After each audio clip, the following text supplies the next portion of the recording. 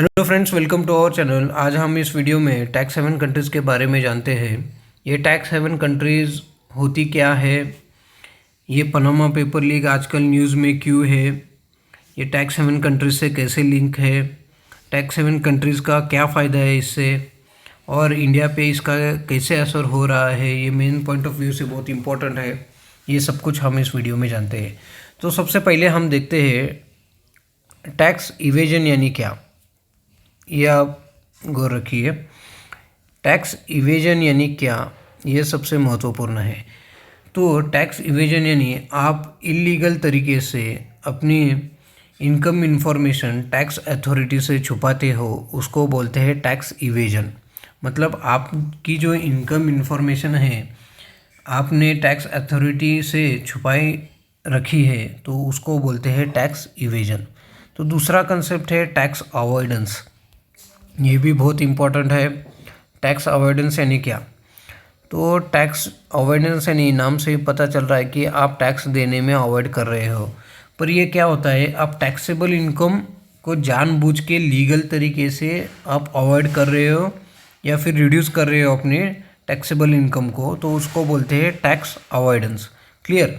तो इससे ग्लोबली कितना टैक्स लॉस हो रहा है ये देखेंगे। ग्लोबली टैक्स लॉस कितना हो रहा है, टैक्स लॉस कितना हो रहा है, तो ग्लोबली 427 बिलियन डॉलर्स का टैक्स लॉस ग्लोबली इसकी वजह से हो रहा है।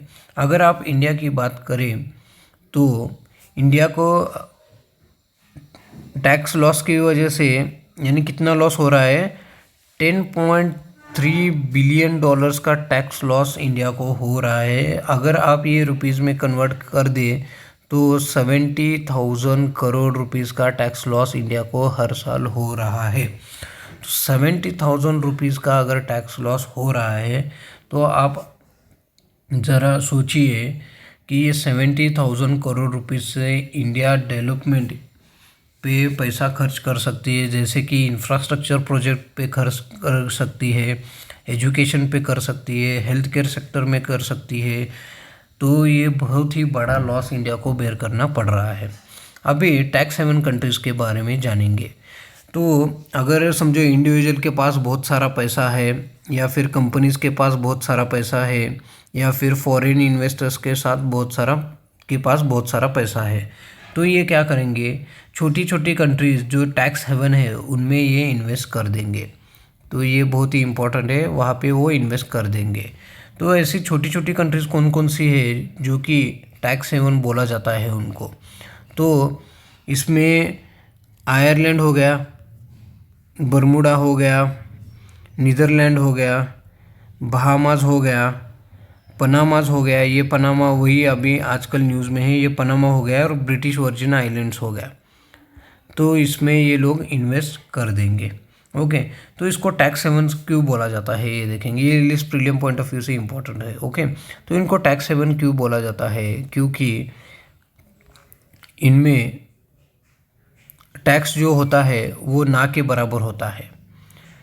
लेस टैक्स होगा या फिर ज़ीरो टैक्स होगा, ये आप समझे। इन कंट्रीज़ में लेस टैक्स होगा या ज़ीरो टैक्स होगा, इन कंट्रीज़ को हम टैक्स हेवन बोलते हैं। तो ये कौन कौन सी कंट्रीज़ हैं हमने देखी है। आयरलैंड हो गया, बरमूडा हो गया, नीदरलैंड्स हो गया, बहामास हो गया, पनामा हो गया, ब्रिटिश वर्जिन आइलैंड हो गया। तो ये टैक्स हेवन कंट्री जो है, इसे टैक्स कैसे बचाते हैं, और आपका ये जो आपने इन्वेस्ट किया है, ट्रांजैक्शन किया है, ये कंट्रीज़ जो है वो किसी को नहीं बोलती।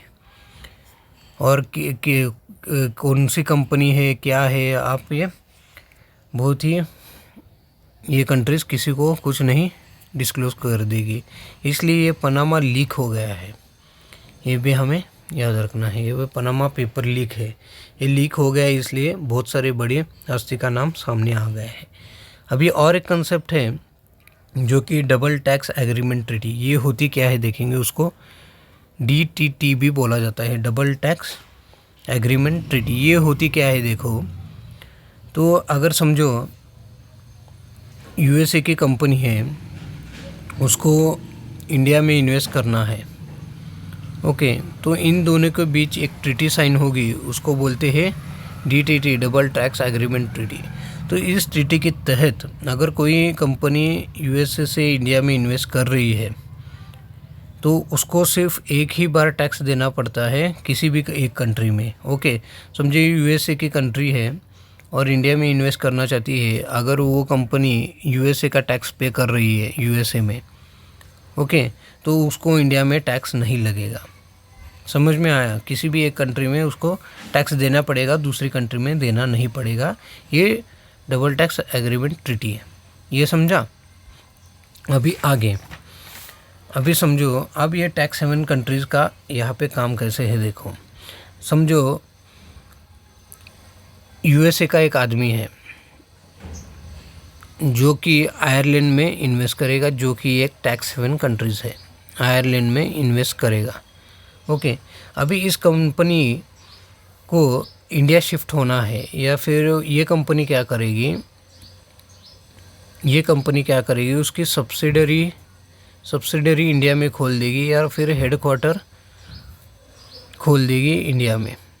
ओके, तो जो ये USA कंपनी है वो क्या करेगी, पहले तो टैक्स हेवन कंट्रीज़ में ये इन्वेस्ट कर देगी, तो यहाँ पे वो टैक्स देगी। अभी ये तीनों में DTT साइन है, डबल टैक्स अवॉइडेंस या फिर डबल टैक्स एग्रीमेंट ट्रीटी, ये तीनों में साइन है।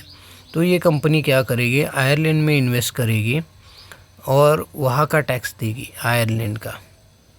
ओके, और ये टैक्स देने के बाद वो कंपनी क्या करेगी, उसका मैन्युफैक्चरिंग हब इंडिया में खोल देंगे। तो ये तो कंपनी आयरलैंड में टैक्स दे रही है, तो DTT साइन होने के वजह से ये कंपनी इंडिया का टैक्स नहीं पे करेगी, पर वो मैन्युफैक्चरिंग यूनिट इंडिया में लगा देगी और कोई टैक्स नहीं देगी। मतलब हमारे घर में आके वो कोई टैक्स नहीं देगा, क्योंकि वो आयरलैंड का टैक्स भर रही है, जो कि ना के बराबर है या ज़ीरो है। ये समझने वाली बात है, क्योंकि ये तीनों के बीच double tax agreement treaty sign है। समझे?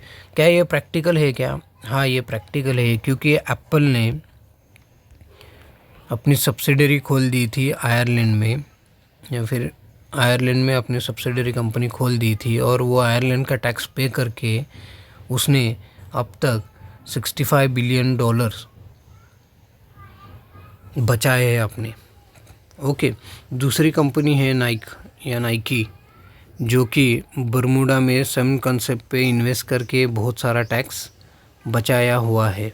पिछले साल हमने देखा है फ्लिपकार्ट, जो कि सिंगापुर शिफ्ट हो गई थी, पर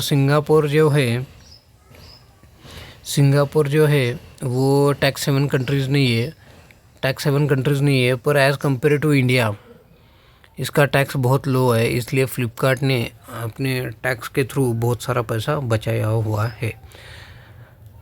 अभी हम देखते हैं ये टैक्स हेवन कंट्रीज़ इतना टैक्स कम क्यों रखती है और इनसे उनका क्या फ़ायदा है। तो ये जो टैक्स हेवन कंट्रीज़ है, जो कि टैक्स हेवन कंट्रीज़ है, इनके पास बहुत सारा इंफ्रास्ट्रक्चर नहीं है डेवलपमेंट के लिए, या फिर नो इम्प्रूव्ड इंफ्रास्ट्रक्चर, इसलिए वो क्या करती है, फॉरेन इन्वेस्टर्स को अट्रैक्ट करने के लिए अपना टैक्स कम करती है जानबूझ के, क्योंकि फॉरेन इन्वेस्टर्स वहाँ पे आके इन्वेस्ट करके उनका इंफ्रास्ट्रक्चर बढ़ा जाए, इसकी वजह से वो डेवलपमेंट भी हो जाता है। तो इतना टैक्स कम करके उनको क्या फ़ायदा है, या फिर कैसे होता है उनकी इनकम।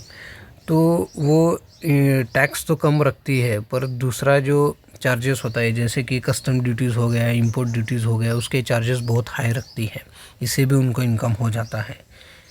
तीसरा जो मुद्दा है, जो कि रिन्यूअल फ़ीस हर साल वो रखती है, जो कि जो फॉरेन इन्वेस्टर उनके देश में अगर इन्वेस्ट करते हैं तो उनको हर साल एनुअल फ़ीस देनी पड़ती है, रिन्यूअल फ़ीस।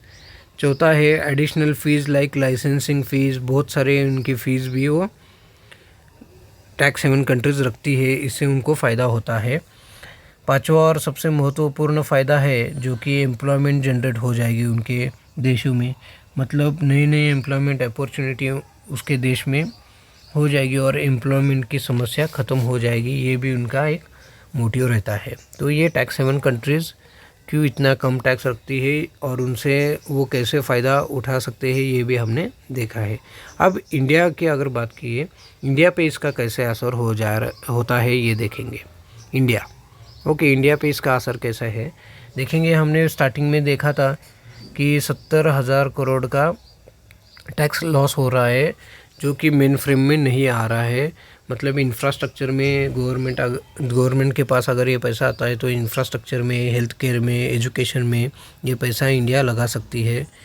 इसकी वजह से फॉरेन इन्वेस्टर्स भी इंडिया नहीं आते हैं और जॉब अपॉर्चुनिटी या नए जॉब हमें नहीं मिल पाते हैं। स्टैंडर्ड ऑफ लिविंग भी कम हो जाता है। जीडीपी ग्रोथ उतनी हो नहीं पाती है, जीडीपी भी इतनी अच्छी तरह से परफॉर्म नहीं कर पाती है, ये भी हमें देखने को मिलता है। इंपोर्ट इंक्रीज़ हो जाता है इंडिया का, बैलेंस ऑफ पेमेंट क्राइसिस हो जाता है, इंपोर्ट बढ़ जाता है। क्यों बढ़ जाता है? क्योंकि वो मटेरियल हमारे पास नहीं मिलता है तो हमें बाहर से इंपोर्ट करना पड़ता है। नए फ्रॉड जैसे कि ये टैक्स हेवन कंट्रीज से उभर कर आ रहे हैं सामने, नए फ्रॉड हर दिन भारत के सामने आ रहे हैं और उसमें भी बहुत सारा खर्चा भारत का होता है। तो गवर्नमेंट क्या कर सकती है कि कॉमन पीपल पे टैक्स लगा दिया जा सकता है, कॉमन पीपल पे सरचार्ज बढ़ा दिया जा सकता है, सरचार्ज लगा सकती है गवर्नमेंट। इंडिविजुअल कॉरपोरेट टैक्स भी बढ़ा देती है गवर्नमेंट। ये सब होने के बावजूद भी अगर कुछ नहीं होता है तो नोट प्रिंट करना चालू कर देती है। उसे जो होगा तो नहीं है, पर इन्फ्लेशन बढ़ जाता है, इससे इन्फ्लेशन बढ़ जाएगा। ओके, तो ये थी पूरी जानकारी। ये टैक्स हेवन कंट्रीज़ होती क्या है, कैसे ट्रांजैक्शन होता है, भारत पे कैसे इसका असर होता है, ये सब कुछ हमने इस वीडियो में कवर किया है। तो इस वीडियो में बस इतना ही। Thank you.